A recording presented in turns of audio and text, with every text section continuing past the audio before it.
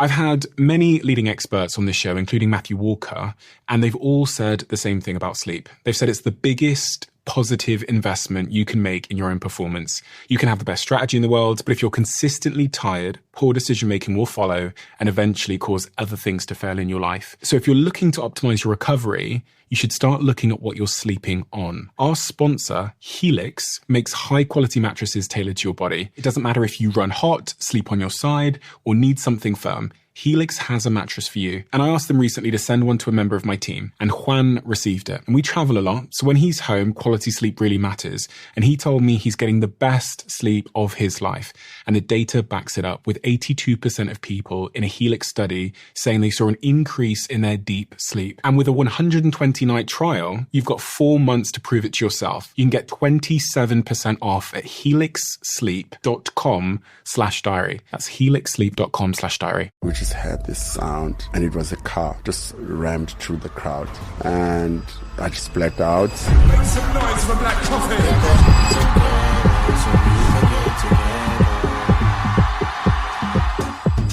I hardly had a childhood. I was always working, and I used to hate it growing up because I just felt like, well, when am I going to become a child, and play like other kids? The 10th of February. Tell me about that day. Man, that was a scary thing for me. When I went to the hospital, no one knew what to do. I would literally close my eyes. I wouldn't know whether it's here or here or here. So it was paralyzed at that point? Yeah, I stayed for 3 months in the hospital, and that depressed me even more. Music helped me so much. It brought me peace. This is why I share it. It's my way of healing people the same way it healed me. My childhood, where I come from, those things scare me. Why do those things scare you? Because it's a story, it was for years hard for me to share. So what happened is Without further ado, I'm Stephen Bartlett, and this is the Diary of a CEO. I hope nobody's listening, but if you are, then please keep this to yourself.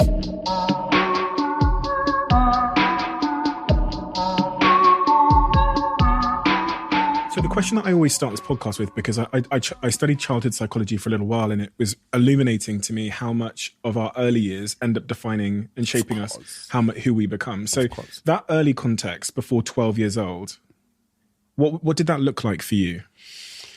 When I was born, my parents were married. My mom was super young. I was the first one. 2 other siblings at the time. My mom married extremely young, probably like 22, 23 already, with 3 kids, divorcing. We were moved to live with our grandmother from the maternal side, and she's the one who raised us. And she used to work in a general hospital in a sewing room. But I saw her working extremely hard to go for everything she wanted. I look back and try to imagine how much money she was earning and look at the achievements, like changing her mud house into a big, designed, respectable house. And she did this bit by bit by bit. And as a kid, I was there and I saw it. Whatever little money she would have, she would buy the bricks that will wait. She buys sand, it waits. She buys gravel, it waits. Everything, slowly. So that's what I learned from her, to be assertive. You wake up, you go work.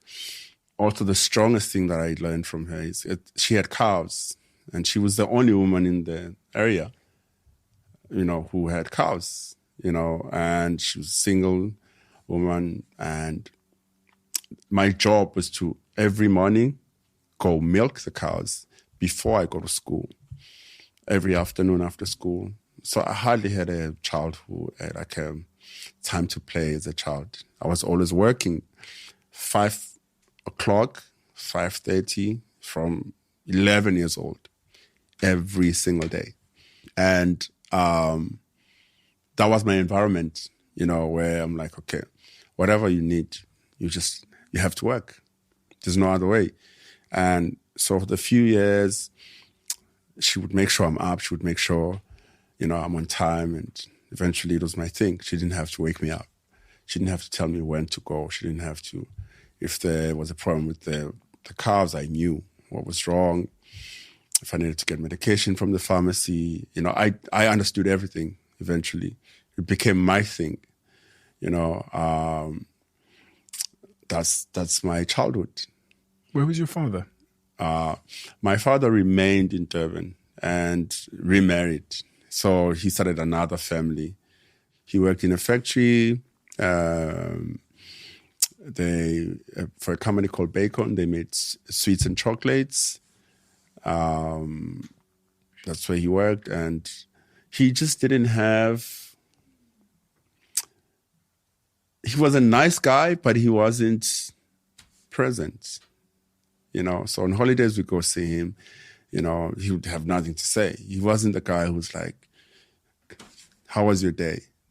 How was school? Any advice type of thing, He wasn't, it was just like the way he was, Yet my grandmother she was the man and a woman. So she's the one who basically... And I used to hate it growing up because I just felt like, well, when am I going to become a child, and play like other kids? And she was like this. She was super strict. She was like assertive, hardworking, there's hardly time to do like all the games like other kids were doing, So I grew up with that kind of focus, which I hated because I wanted to be a kid, but then it taught me so much about just work, having a work ethic. And that's why I'm able to just pick up and leave wherever I can, I always reference this conversation I had with the guy that trained Michael Jordan and Kobe. And he told me that, these things when we're young, they end up being the consequence of our greatness, of our talent, these hardships we have. But they also always come with a cost. So the lack of play, the lack of a father figure, the situation of you growing up in a house where you didn't have electricity, you're milking cows, your food is cooked by you creating a fire, etc. What is the cost? The lesson and the value it gave you is so clear. But what is the cost? Lots. One of them is just being to myself, to a point where I have a very small circle of friends because I was never just a social guy,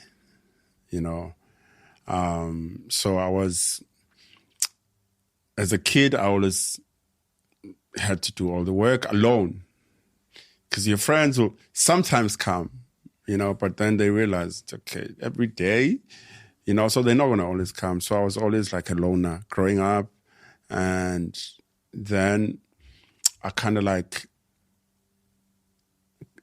got comfortable with that, got comfortable with trusting my thoughts and my decisions, like being confident in just myself without needing people. And that has like affected a lot of like personal relationships where if I just feel a little bit uneasy, I will just remove myself. And it's not hard for me because I'm like, what I really know is myself, but it's something I want to start working on because I'm quick to create a comfortable space. I can meet a stranger and I'm quick to just like, but I'm much quicker to move as well, and it's something that I feel is not like real, but it's doable because I'm always on the move and but there are things that I'm like, I need to work on, Typically, I think there's a bit of a stereotype that black men aren't the best at emotions. And some people point out sort of generational cycles for that. Did you learn how to express your emotions when you were young? No. I was terrible at it. And there was no one. Like I said, my grandmother was quite tough. So, and I look at how I am with my kids. You can see when you've pushed a little bit hard, you know, in conversation with someone, and you are able to bring them back, you know, and explain, like, look, I'm sorry, you know, I was a bit loud there. This is why. And, you know, like, so that they understand all the dynamics, you know, and the older generation was the one that will whip you, you know, and tell you it's going to hurt me that more than it hurts you. And that's it. You'll get over it. Because as a child, you have unconditional love for your parent. You'll eventually get over it. And you're the one coming back making jokes like nothing happened, you know. But I didn't have like a good role model in anything, even this. You know, I used to like avoid, I still do this, doing interviews, because there's just, again, society pressure that if I'm good at making music, am I good in public speaking? So if I play songs nice, am I now a role model to your children more than you? You know, but society will say, oh, don't act this way. My kids look up to you. And I'm like, but I'm just a DJ who's living his life. And all of a sudden it's like, no, but you can't. You can't tweet like this because it's you. You know, so in the beginning, all I wanted to do was just to play music. Like I was that kid, even if I'm not invited at a party, I bring my record box and I wait and I hope they give me a chance. You know, like that's all I wanted to do. Why? Why music? Because it's always been my escape. You know, in that house where I used to live and all I did was work, and then in my room, music helped me so much to dream of these moments. You know, like if I listen to Michael Jackson, I imagine where he lives, or it must in America, and that one day I'll go there. You know, that's it. It really like took me to all these places. So it became my friend, you know, and I never had an explanation as to even then what I would do with it. Like when I finished high school, I'm like, I'm going to go to college and study. And my cousins were like, are you crazy? Then what are you going to do? I didn't know. Do you want to be a teacher? I'm like, no, but this is what I want to do. As long as I was surrounded by music, that's all I wanted to do, you know, because it brought me so much peace, happiness, you know, and this is why I share it. I share it because of what it does to me. You know, it's my way of healing people the same way it healed me. I don't know if I'm making sense. Make perfect sense. Yeah. You know, I sat here and I sat with the biggest comedians in this country, and typically with comedians, the stereotype is that the comedian is depressed. So they started cracking jokes. And then one of the comedians came here and said to me, he said, you should never ask a comedian if they're depressed, because it's usually that they were doing comedy because one of their parents were depressed. So comedy became a way for them to see a smile on their mother's face for the first time, or to see their father smile for the first time. Music and the role it played in your household, and just in your environment outside of yourself, I was wondering, as you're saying that, is it also something that created happiness in others when you were young, that you saw, like your family or your... Yeah. Before we moved to my grandmother's place in the Eastern Cape, the structure of my family back then was my entire family lived in one house. Well, not entire, but my father and his brothers. So there was about 4 families. And that's where music was like a thing. You know, one of my uncles, my father's brother, had like a small, they called them ghetto blasters. Yeah. Yeah. So he was the music guy. He loved reggae. He used to play reggae a lot. That's where my first love for reggae came from. Like anything. As a kid, I used to know different Peter Tosh albums, Bob Marley and the Wailers, and all that kind of music. And every now and then it would be the pop that was happening at the time. And he would take it out, and all of us would be out there and we would dance, you know. That's my earliest childhood memories with music, is that in that big family, when it's hot and it's summer, and we're just all outside and he plays the music and then we dance. Anything with music, you would find me. That's why I never knew what I would do with it, you know. But I just knew wherever it is, sometimes they will send me to the shops, and in the townships, sometimes there'll be like a big Coca-Cola truck. Maybe they're promoting a new flavor and it's parked in this. They play music. They send me to buy bread and I don't come back. Like literally, because I'm just there, like I'm just listening to music. You know, I don't leave, literally, and I get into trouble. You know, so wherever there was music, that's how I got into it. Because my cousin, who's also our neighbor, him and his friend had a mobile sound system. So they were doing weddings, like graduation parties, and so during the week he'll have the sound system connected, like just small speaker, and he'd play loud music, and I'd go there. So I'll spend days there, and then I started like, they used to use like cassettes, and you rewind with the pen. Yeah. So that's how I started, and I would like learn, and I was curious, and then they would take me to the day parties. Then I'll be the opening DJ.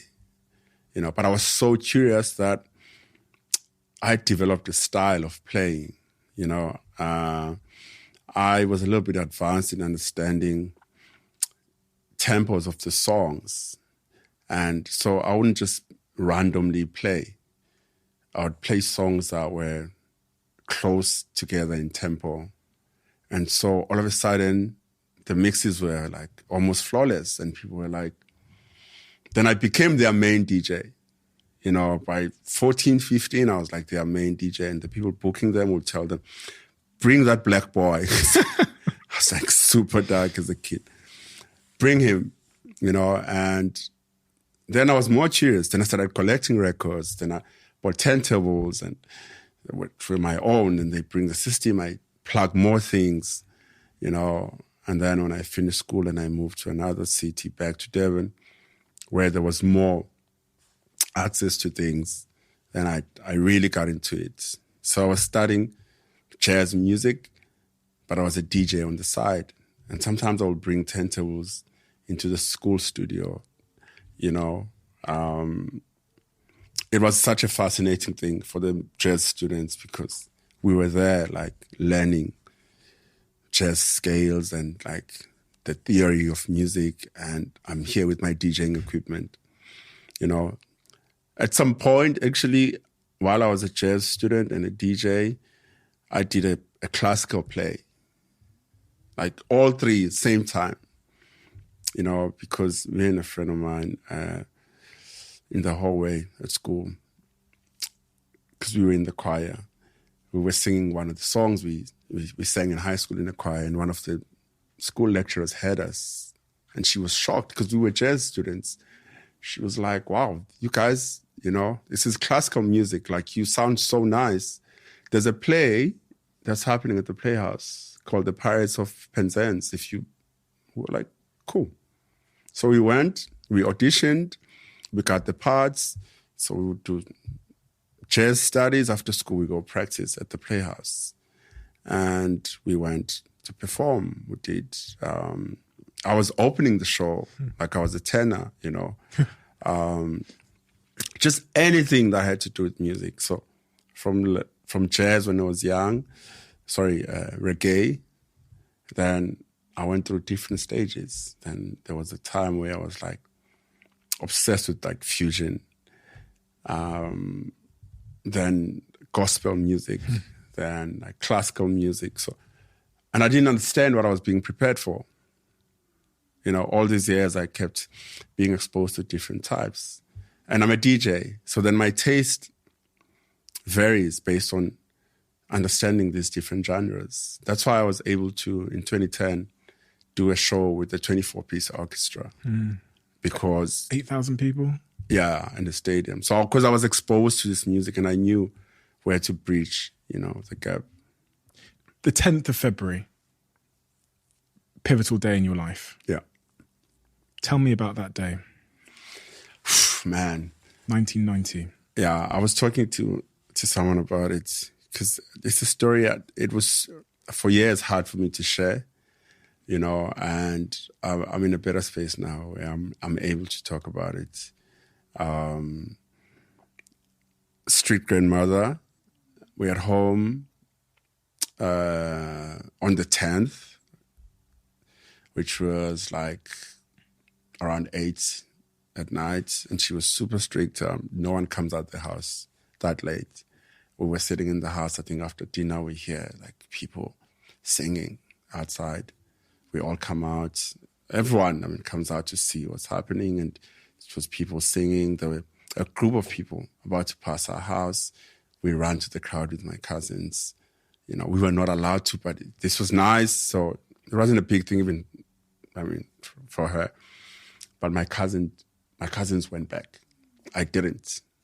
Why? Music. So I followed the crowd.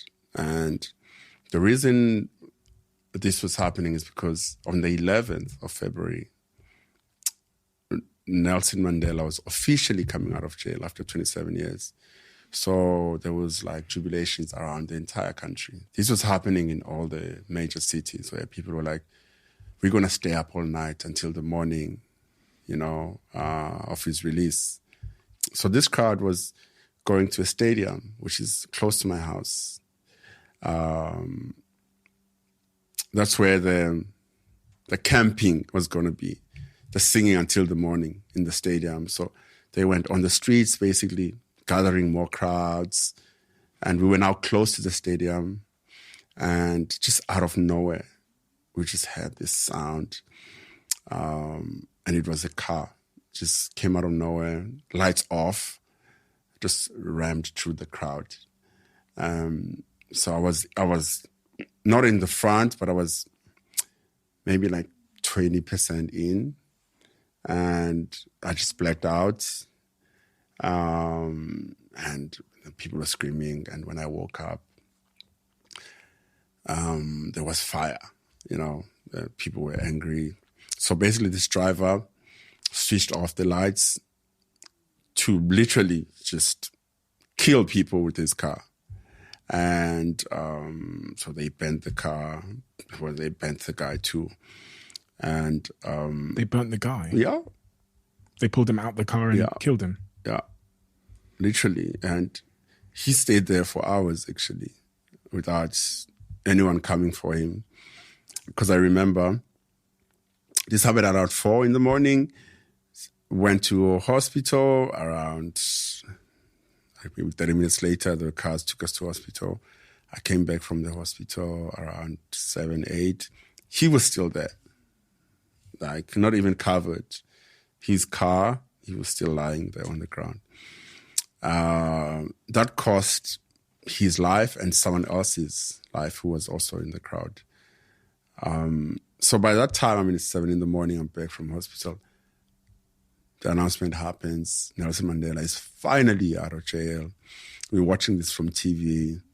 I'm sitting on the couch. You know, there's just chaos in the country. People are so happy. This man is finally out.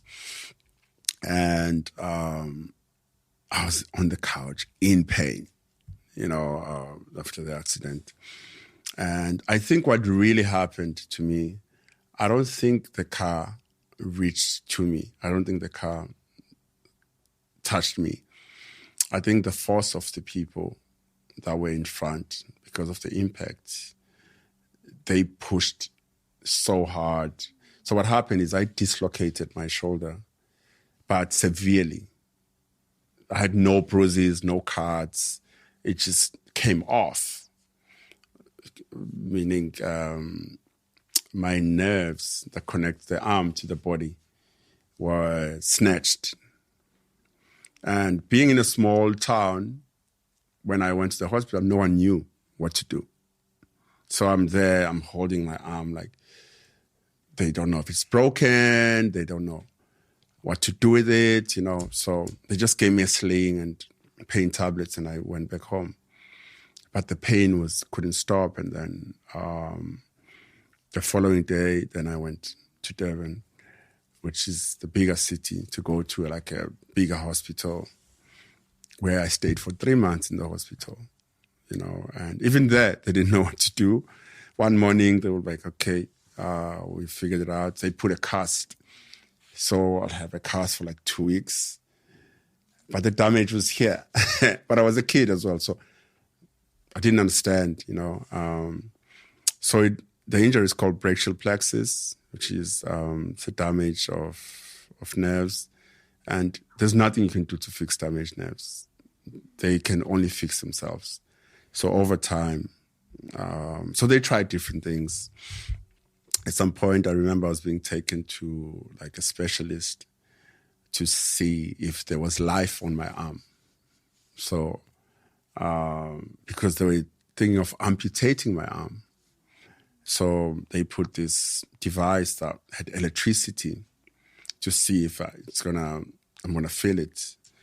And there was just probably 5% of life. And he was like, no, we don't have to do it. Over time, the nerves will grow back. And that's what has happened, And as a kid, I was 14, it was life-changing, There's things I wasn't able to do. The activities, there was just things I couldn't. I was in a music class, so I couldn't participate on the piano, lessons, and we used to play recorders. And so I went through a phase where it really affected me. And just over time, I was like, actually, I have a life to live. When you say you went through a phase where it really affected you, what does that mean specifically? Why me? I mean, when you are born fine, all of a sudden, and kids can be mean, so the name calling comes, and because also I thought it was gonna pass, and I would, as a kid, even have dreams. I wake up, I'm like, oh, I had a dream last night. My hand was working, and I was doing this, and and so to me it was like, maybe next week, and maybe next month, I'm going to be fine again. And so I went through a lot of that, and then eventually acceptance. Okay, this is what it is, I have to live. I have to move on. And I kind of stopped thinking about it and just focused on what's next. How do I learn to tie my shoes, or just wake up and do everything without calling for help. That was the most important thing for me, because I didn't want to feel sorry for myself. That's the most important thing, where I was like, I need to learn how to not to call anyone for anything. Zero. Then that was a big thing for me. What condition is your left arm in now as we sit here? It has gained probably 40% movement, and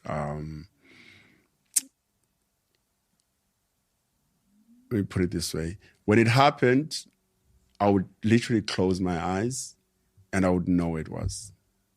Okay.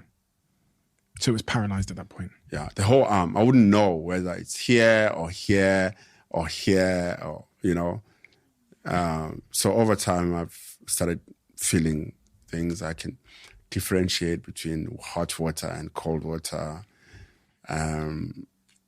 And every now and then, because that's another thing, I used to do physiotherapy a lot when I was a kid, and I used to, after school, I go and I train, and that depressed me even more because I was waiting for results, you know, and I thought I'm training for muscle that wasn't coming. So I couldn't see anything. And when I stopped everything. I stopped thinking about it. I stopped waiting for it to be better. Acceptance. Yeah. So even now, it's like if I woke up and it was fine, do I even need it? That's where I'm at. Like, it doesn't really matter. You know, I think my life has turned out exactly how it's supposed to. This happened to you when you were 14, but you didn't share it with the world until 2017 in a Facebook post? Yeah. Because as an artist, I just felt like I did not want to be seen as that guy who has a disability, you know, where it's like, oh, you know, like I didn't want a pity party. You know, I just wanted to be understood and heard like everyone else, you know. So my first album came out in 2005. That's it. I just worked on music, released it. I used to DJ the way I do, and people used to think, this guy, he plays with his hand in his pocket. What's with that? You know, like, it looks cool, but what's, you know? I thought you were just the coolest motherfucker ever. Yeah. People were like, because the hand thing in the pocket happened when I was a kid, and because I used to have the sling, and even when I ran with other kids, and I used to have to hold this hand because it was just moving everywhere. And one day I was like, I just put it in the pocket, and I was like, damn, this is more functional than having a sling. And I never stopped, you know. And so it wasn't even a thing like that was like so deep. It just happened when I was young, and I was like, actually, I feel comfortable like this. And over time, it became, you know, a thing. Because also, being the introvert that I am, it helps me in not explaining myself. Because everyone, even now, there's things that like that I'm support. You can buy them from pharmacy. I have them. So when I'm home, I use that. Or when I have people at my house, I use it. Or when I swim. And even people who know me are like, are you okay? What happened? You know, these were things I was avoiding to be having to explain myself all the time. Like, you know, I was like, I sit and I look normal like everyone else. And there's people, promise you, in my life today who don't know. And it's fine. Did it make you work harder or have to work harder to get to where you are Definitely. today? Definitely. Especially as a DJ, you know, because I just felt like this thing was trying to rob me of this one thing that I really, really love, and I will not allow it. You know, so it made me, in that sense, not even in a sense of who's going to employ me, I'm fucked. My life is a mess. It was like, if there's one thing I'm not going to lose, is music. You know, I won't stop. I have to be a DJ. I have to. And I'm from the cassette era to the vinyl. I mean, how do you take a vinyl out of a vinyl package with one hand? And this used to stress me. And when I look at it, I'm like, how will I become a professional DJ? You know, and it took me not thinking. I just like did it, you know, like I'm like, this is one thing I want to do. So I just went all the way. I would go to school. I remember there was a time where I would spend at least 2 hours every day DJing. I didn't play for a club, or every day 2 hours of my time, because I used to say this, like, I just want to be ready. Like one day when someone says, you're a DJ, I must boldly say, yeah, You know, and I look now when I play, sometimes I'm like, man, you're good. Like, I look at, I'm like, wow. You know, because I developed a style, you know, of playing that is my own, based on understanding myself and what I can do. You know, I have a friend, Sianda, we grew up with, he's also a DJ. And when I started, like back in the day, like really when I was spending time practicing, I used to be really crazy. And he says this all the time, that they don't even know how crazy you are. Because now I don't do anything. I just play. Less is more. You know, I'm more experienced now, but my understanding of it is like on a different level. You know, but I'm at a space where I'm like, I don't have to do. You know, that's where I'm at. I think I have to. Yeah, I don't have to, because I've been there. It's like learning the basic course and you go to the advanced course. You know, you go advanced driving. Doesn't mean you're going to come on the road and drive like you were on the advanced driving school, you know. It's just understanding and knowing. Like, when I look at this thing, it's part of me. The deck. Yeah. When you were asked, I think you were in your early 20s, they asked you, you know, I think was that around the time you'd done the Red Bull? Your early 20s, they asked you in an interview where you were going to be in 2 years. Oh, man. Do you remember? That was a scary thing for me. I remember that. I'll never forget it. You know, I don't think that was me talking. You know, I just, it was black coffee.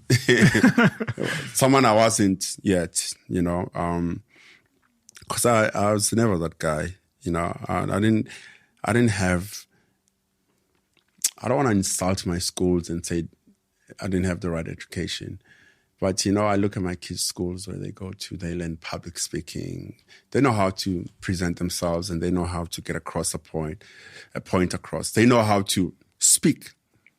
And I'm not from there. Everything that I kind of like have, I had to figure it out myself, you know. And so doing an interview then, being asked this question, and at the worst time of my life then, and to give that answer, because the question was, where do you see yourself? And I said, they said in 2 years, and I said, in 5 years.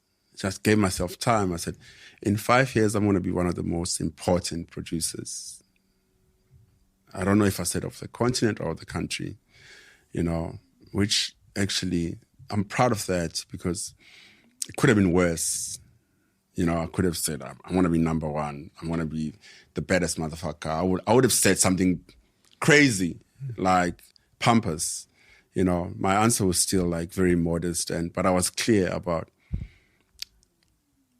what I wanted, you know. But after saying it, I freaked out, because then I realized I need to own this. I need to own it, and I need to then start working towards it, you know. And yeah, and then 2 years later, which was the question, I released my album and I won my first award for Best Album, you know, which was low-key. Then I was the best producer in the genre, in the country, you know. But I think,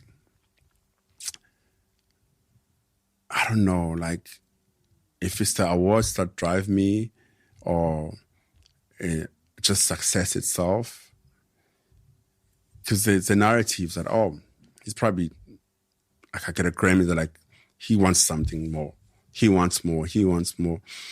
And I don't think I look at things like that. I think I just know that I can do more than an award. I can do more than an achievement. I can do more than, you know, I'm capable. That's it. That's what I'm fighting for, you know. And it's a little boy in me who was milking cows, who had no friends, who is like, I can, especially coming from where I come from.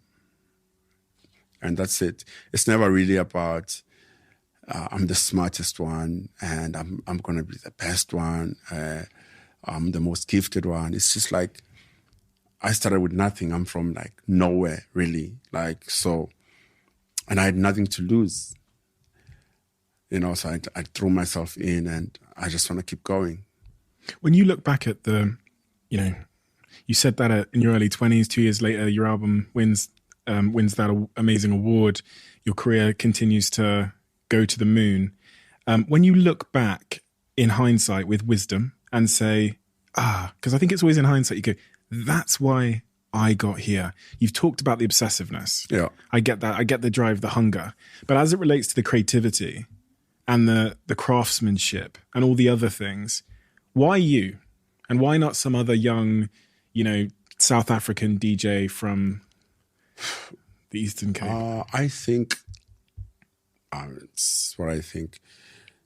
It's just being intentional about what you want. The people I work with from the beginning, there's always just like the goal is similar. We don't try to, I don't think we chase number one. We just want quality. We strive for quality. We understand the less is more concept. I've never, and I've tweeted this once in my country as well. I've never gone for like, I want song of the year. Those things scare me. I just want to release music that has the kind of substance that I love. Why do those things scare you? Because I just feel like then you have to keep chasing the number one. So if I am this year, then I must be next year. Otherwise, then there's a deep that's going to come with that if I'm not. So we do what we're comfortable with. Because what we're comfortable with, we can do it again. And improve it and improve it. So the goal is always the same, like not to try and go mainstream. It's just be comfortable.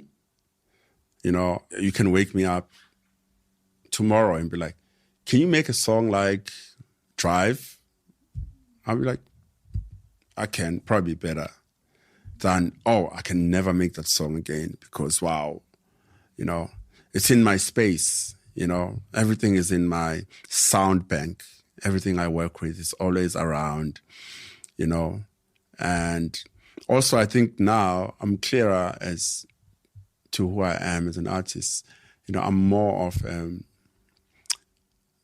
I'll say 65% DJ. That's where all my energy is. And then 35%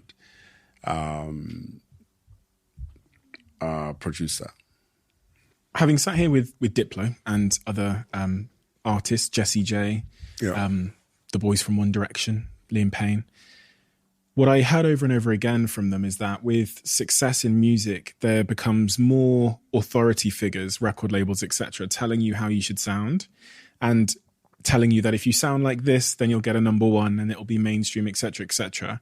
How important over the course of your career, as you look back, has it been to try and stay true to yourself despite the temptation to fit someone's...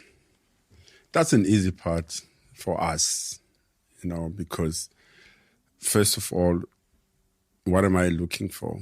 Like what I just explained to you now as being a more DJ than a producer. So DJing pays our bills. That's our core business. Therefore, that's where we're going to be strongest. And releasing music is the second part of the business.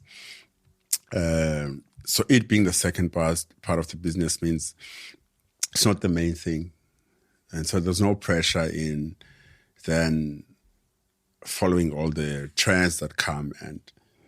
And I've been quite fortunate in my career from the beginning. When I released my first album, I released it with the licensing deal, meaning I did it on my own and I submitted, to a label.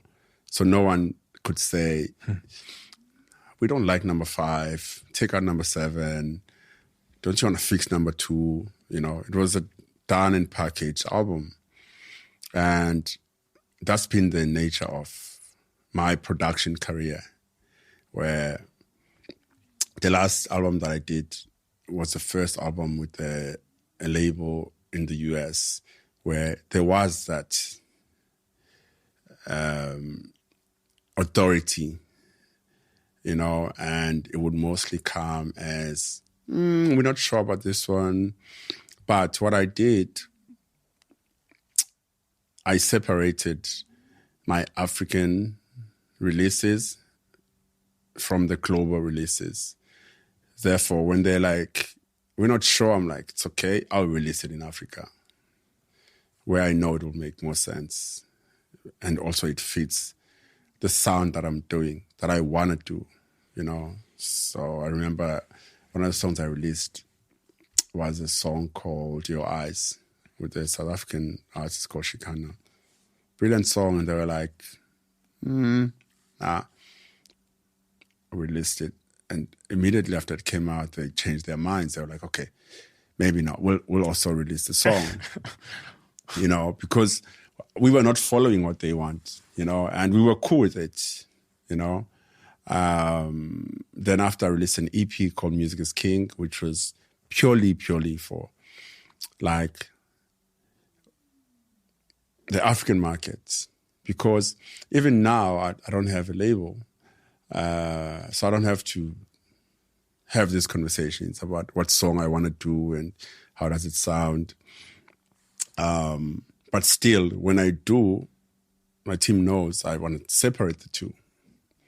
Africa must be on its own, because one day I may wake up and be like, I've always been a fan of Salif Keita. I want to do a song with Salif Keita.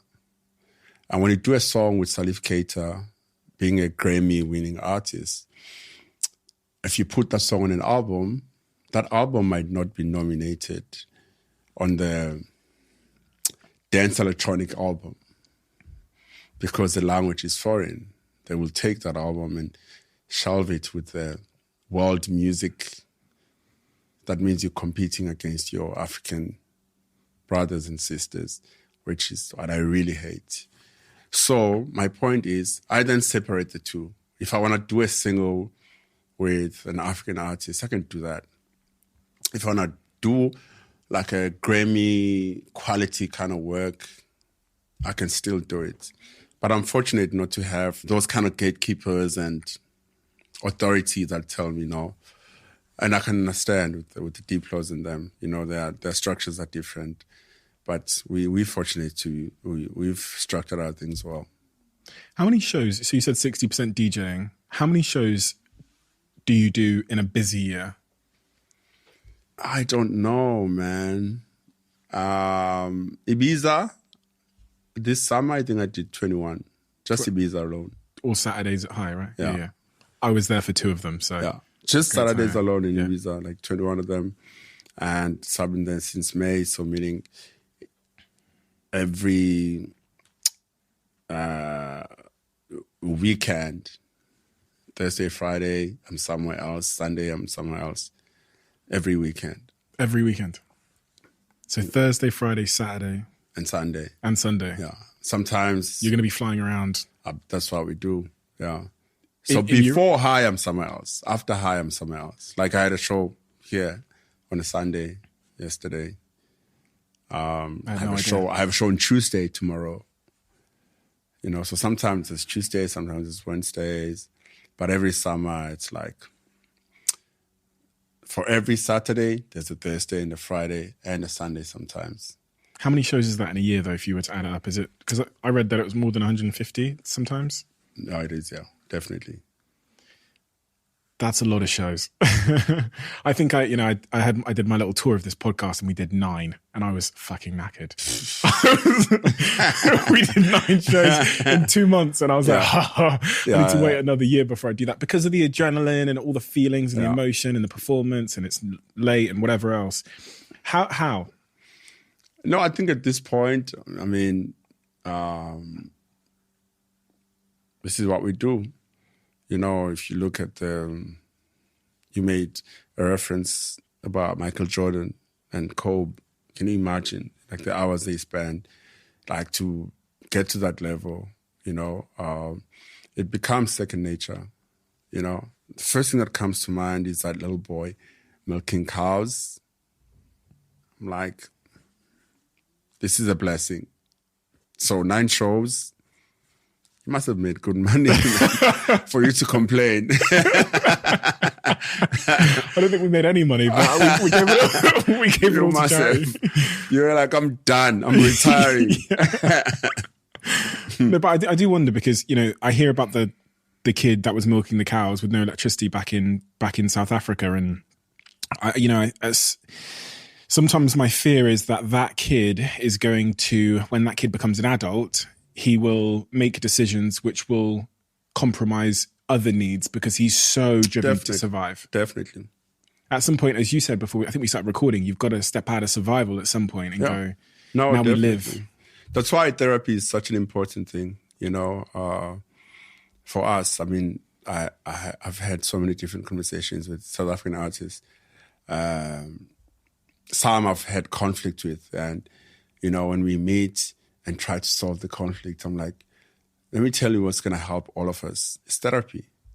Because how do I go from being that boy, you know, living in the same community where, like, no one even looked at me, you know, and you fast forward, I'm coming back to that same community, like in a Lamborghini, and everyone wants a picture, and it's a mind fuck. Just to me, you know. So you need to really work on yourself when you cross that line where it's like someone you looked up to as a kid, you thought this guy is so successful, and you realize that actually you are the successful one. So how is the shift then, even in respecting that person, you know, because then one is like, I'm the king now, you know, then another is like, you're still the king. You did this before me. I'm paying so much respect to you. So it's a very thin line between seeing yourself as the king over everyone else, or knowing you are and still respecting everyone else. And that's the balance for me. And it took me such a long time, and I'm still battling, and I'm working on it, and I'm a little bit better now in understanding the difference between Nati and black coffee. What is the difference between Nati and black coffee, the little boy and yourself as a DJ?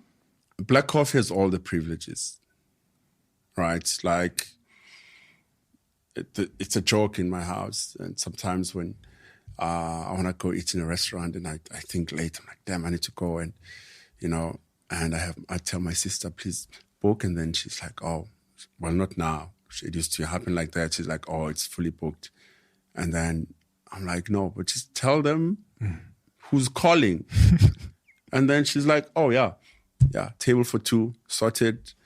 You know, those are the packs those are black coffee packs where it's like, if Nati called, the restaurant is full. If black coffee called, there's a seat for you. There's a table for you. So Nati is the kid that grew up going through magazine and seeing model girls, you know, like thinking, wow, if one day I can have a girlfriend like this, right? That's Nati. But Nati never had access to that and never would, given where he comes from. But black coffee has access to that. So then sometimes Nati uses black coffee, you know, to satisfy Nati, where it's like, instead of saying, hi, I'm Nati, it's, oh, you black coffee. And I'm like, yeah. You understand? So it's two different things, to a point where even where I live now, it's crazy, but that's how it is, where I first bought myself a house. This is with my divorce story, that's not even final. I moved out of the house. So I'm like, life is going to be so dope, now that I'm a single guy and I live in this apartment, and in between tours I go back and like, wow. And then tours over, I'm back home, I'm sitting, I'm like, is this my life? The house I left, I just finished building. Now I live in an apartment like a student. Let me look for a house for myself. Then I looked for a house and I found it. So I have the house, but now I'm like, it's a big house, but it's lonely because I'm from family. I live alone. So I'm like, Mom, don't you want to move and come stay with me? Which I think is a noble thing, because my mom had like a heart problem. So she moves, and then now I have the warmth of the family, right? It's nice. And I'm like, but is this my life? Like, I live with my mother. So means I can't bring my friends here. Like, I can't have a little party because my mom is in the other room. Then it bothers me so much. And I remember having a conversation with my friend. I'm like, man, I love it. But at the same time, I even told her, I'm like, I just feel like this can't be it. Where I'm like, I'm about to finalize my divorce and I live with my mother. And the most incredible thing happened. I get a phone call. Just that week when it was stressing me so much, I get a phone call. It's a number I don't know. I'm like, yo. And then this guy's like, my name is Michael. I'm your neighbor. And we have this long conversation on the phone. And then he's like, by the way, I'm selling my house and I'm going away. We're moving to another country, and just letting you know as a neighbor. And I was like, oh, thank you, God. Because it was like a solution. So I bought the neighbor's house. And in my crazy head, the neighbor's house, that's where my mom and the children are going to stay. That's a naughty house. Right? That's where you're going to find me on the floor, on the grass, playing with my children. Then next door, that's the black coffee house. I want to come to the black coffee house. But the thing is about the black coffee house, which is what, before we started recording, you were asking me what's on my mind, and I was telling you legacy, legacy, legacy.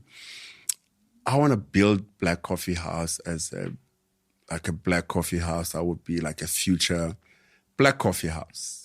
Okay, not a current black coffee house. Not current, but it will be a future. This is where he used to live. Okay. So I'm very much intentional about the things I collect, the art on the wall. Like everything that I do, I'm doing to create value in the house. To have Steve come to this house and we take a picture by the pool and it goes to the wall of fame. Oh, nice. So... Tell me when. Creates this value out of it. Any kind of friends that are, are known in the world that come to visit, we create all the memorabilia, even the suit I wore at the Grammys, frame it and, so I've kept it, and the shoes and, that's the whole idea, to kind of build a legacy project for my kids who are living next door, in a normal setting where they're not exposed to, or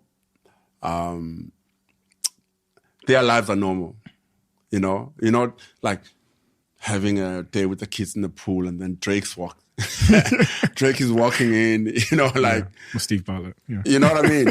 So that's the difference between black coffee and nutty. I'm just taking it that far, where I'm understanding the different dynamics. When you told me the story of going from a divorce in a house to an apartment penthouse to a house with your mother to then moving next door back on your own, it sounded to me like someone that was struggling to try and have the best of both worlds continually. Yeah. Because in your own words, you were told that the best life was to be married. Yeah. Tried that. Yeah. You discovered that for you it wasn't. So you went back to the penthouse. Yeah. Which is where... which is where I was like, damn. Bachelor, single, we're about to... Yeah. And then you're in the penthouse, you go, fuck, I need to be back in the house. I need family environment, yeah. And then you get the mother back in and the mum comes in and you go, fuck, I'm like, I'm out. Actually, no. the day my divorce is signed, how do I celebrate? Yeah. It can't be in front of my mother, you know. So you're right. But remember, it's all the search. That's what it is. Searching for happiness. And in the end, I don't think we're going to be able to find and define it. What is your happiness? It's going to be, it's not a destination. It's going to be like a series of different things, where boxes are ticked, If all those boxes are ticked, though, are you then happy? You can't tick them all. Because life is so long and we keep discovering things to tick, and they all have different meanings, which is where there's the small boy's journey end, because if it was the small boy's boxes to tick, by now we would be done. You understand? So there's boxes of an adult, like you're saying, you live here and then you extend and then, upstairs you keep, and then you're going to be like, actually, I need to buy another building. That's how it is. But all these things, we're never going to stop. I often think that, I was thinking there about advice and, 'cause a lot of that advice tends to come from our parents. But I often think that when we've come from a place of hardship, and I just think generally, I think this a lot in my own life, there's words that I wish I said or could say now to my parents. There's words that I wish I could say to my mother, my father. You spoke so lovingly at the beginning of this conversation about the role that your mother played in your life. Is your mother still with us? Yes. She is? Yep. I spoke to her on my way here. She is, yeah. Are there any words that you found difficult to say to her? Not anymore. I love you was one of them. Because it was never part of our family as like an African family to have that kind of warmth and these kind of conversations. Even our hugs are still a little bit awkward, but they still hugs because it's never been, their generation didn't do that. They would show you and you would know your parents love you. In the best way they will do it, and being a parent, I am so much aware of how I want to teach my kids to be able to say it and like randomly hug them, because I never, had that growing up. And then in the end, we are the ones who come back and teach our parents. No matter how awkward it gets, teach them to say, and they learn, even though it's like it's not something they know. Yeah. We have a closing tradition on this podcast where the last guest asks a question for the next guest. They write it in the book. They don't know who they're writing it for. The question that was written for you, and it's funny that yeah. They've written a question for you, but they didn't know who they're writing it for, cool. Which is the most amazing thing ever when you hear this question. What is your favorite sound?